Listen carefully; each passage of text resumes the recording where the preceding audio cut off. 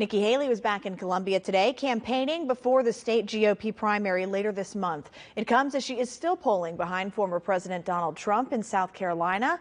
A recent Monmouth poll shows Trump with 58% in the state and Haley with 32%. Ashley Jones covered Haley's event today and has more on her message to voters.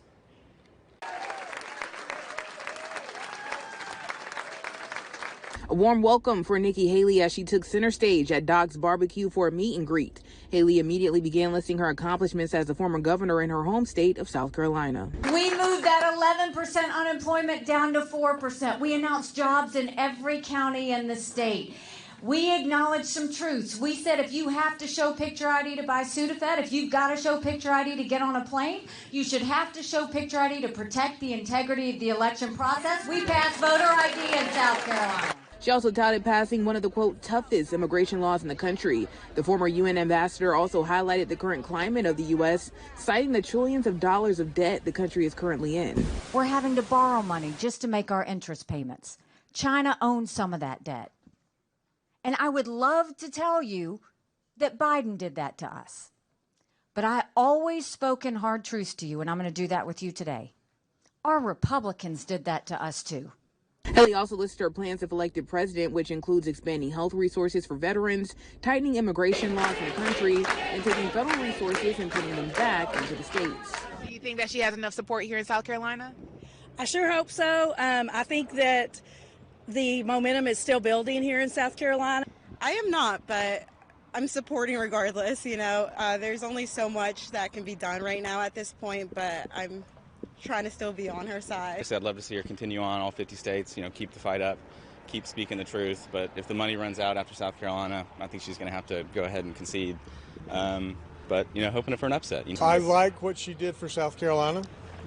I think that it's time for a change. I hope I live to be an 80-year-old man, but I don't think that the ones that are running for this office are mentally competent. But it wasn't all support in the Midlands on Thursday afternoon from pro-Palestine protesters interrupting Haley's remarks. To state leaders holding a press conference outlining what they call Haley's failures as governor. Where's Nikki? That person that was in 2010 on the campaign trail with me. Donald Trump is the only candidate that I have faith in that can get the job done. And that's why we are all here today. Carolina officials you just heard from throwing their support behind Trump. The so-called Team Trump organized a news conference at the State House today featuring the Attorney General, State Treasurer, and multiple state lawmakers. Representative Bill Taylor criticized Haley, saying she has changed since she ran for governor.